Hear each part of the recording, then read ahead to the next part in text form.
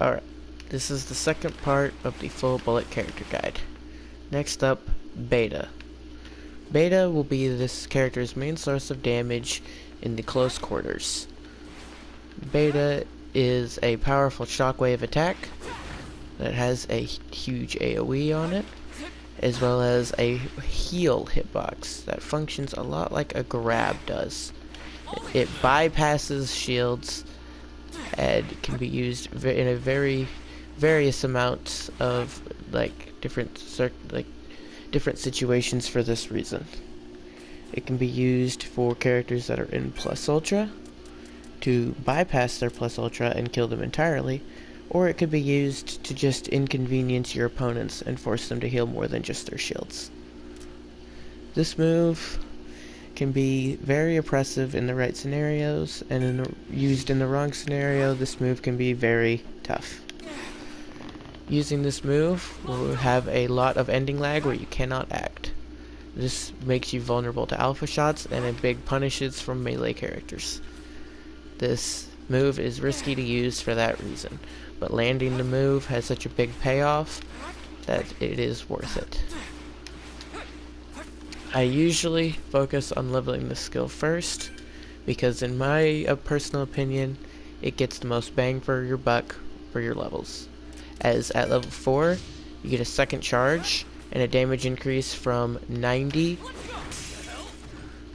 to 120 or so. Yes, this is assuming no assault characters on the enemy team. The heal part will do 50 damage, and it will bypass all shields. This damage will not increase with levels, but this damage will increase through external buffs, such as strike cards, strike teammates, and it will be decreased by assault enemy teams. At level 9, you also get an extra charge, putting your total charges at 3, and the damage is increased to roughly 140, but the heal part will stay the exact same, doing 50 damage. With a strike teammate, or with no assault characters on the enemy team, this character's betas will be packing quite a punch, and could be quite tough to deal with. Beta has several different variations that can be used. First variation is the grounded variation.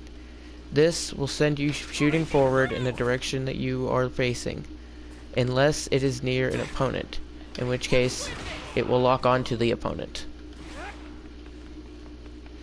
Then there's the second form. There's the aerial version.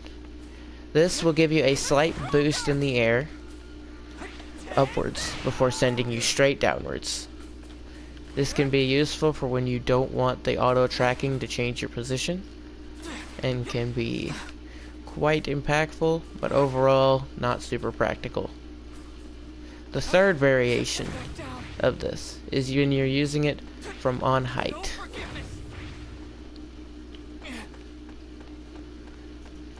This move, when used from high up, will gain a much bigger area of effect. This can be useful coming down in team fights and getting a free 150 damage on everybody in that fight. Though overall, you'll probably want to stick to the grounded version of this attack.